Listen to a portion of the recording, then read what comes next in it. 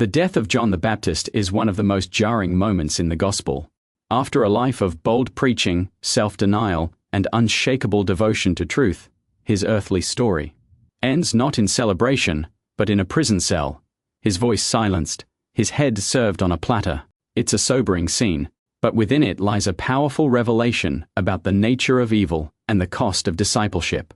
I also think about John's end, and how it connects to the daughter of Herodias, who demanded his head. This moment exposes the raw reality of evil. John could have stayed quiet.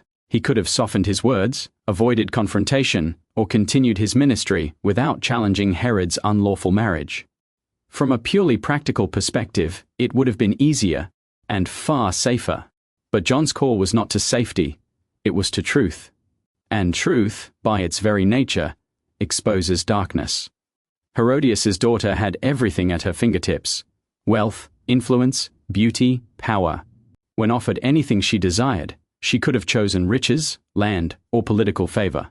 Instead, she asked for death, for the head of a holy man on a platter. That demand reveals something deeper. When evil is invited in, it does not stay dormant. It grows. It feeds on pride, resentment, and fear until it begins to devour what is good.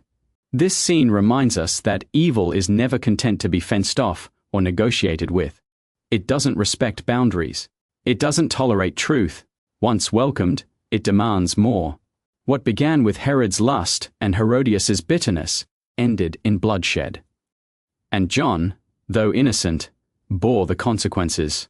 But perhaps even more chilling is that the entire execution was carried out not out of deep conviction, but to save face at a party. Herod gave in because he didn't want to look weak. That's how evil often works.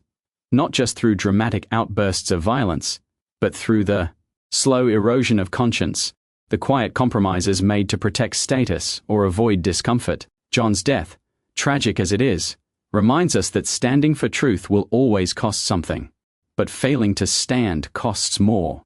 It opens the door to a kind of moral rot that spreads quickly and corrupts deeply.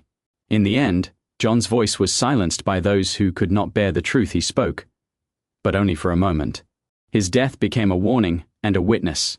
Evil may have claimed his body, but it could not erase his legacy. He remains a prophet, a martyr, and a mirror, showing us both the cost of speaking truth and the danger of letting evil go unchecked.